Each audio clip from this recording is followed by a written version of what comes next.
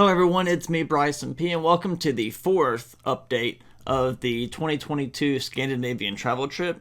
I've got some developments since the last update, and first we'll start off with the whole car. So in my previous update, number 3, I was talking about how I wanted to rent a vehicle and go from Oslo to Gothenburg, and I go from Gothenburg down to Copenhagen.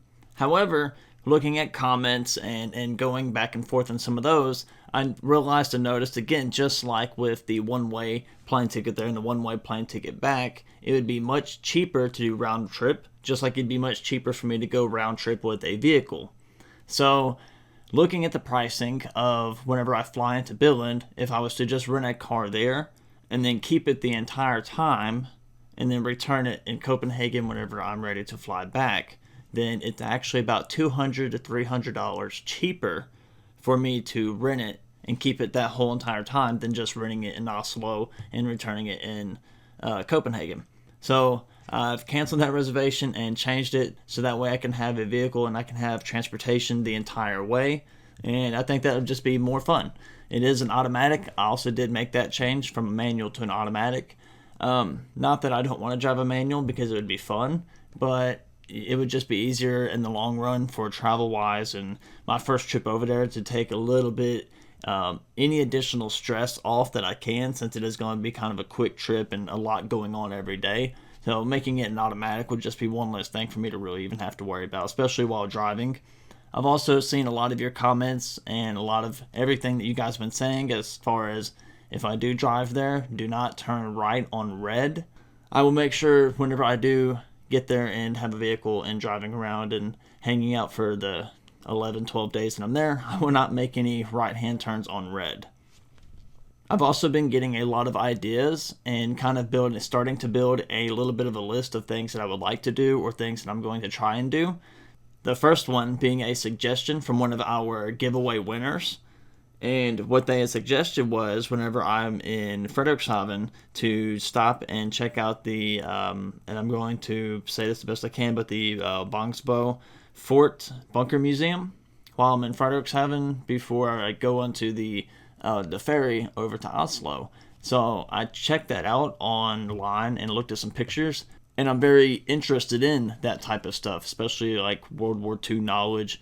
I don't have a lot of it, but getting to see something like that and experience it while I'm there, that's more of the type of things that I'm interested in. You know, not just seeing the big cities, also getting to see something like that would be really cool and really neat, especially while I'm there for the day and waiting until the ferry leaves that night. Now, while I'm in Gothenburg, because I'm only going to be there for 2.5 days, you know, it's kind of, it's a quick turnaround, but I'm doing the best I can and trying to see as much as I can. And one of our subscribers has come up with a pretty good list, and I've done some looking into it and as far as kind of planning out the way that the trip works along with the hotel and where I'm planning on staying at.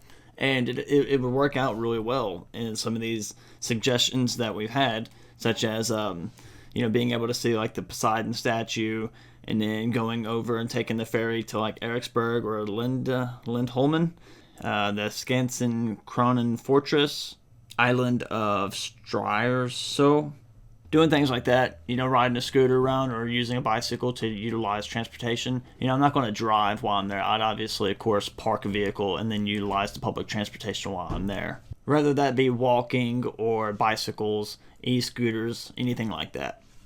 And last, I also received an email from a gentleman who suggested, while I'm staying in Copenhagen for a few days, that I check out the Copenhagen Suborbitals. So I went onto the website and I've done some looking into it, which I've come to find that the Copenhagen Suborbitals is definitely right up my alley. I've talked a lot about my enjoyments with space and as far as how I enjoy, learning about the astronomy, learning about the outlines of space, all the stuff that we've not, it's the final frontier, as we say.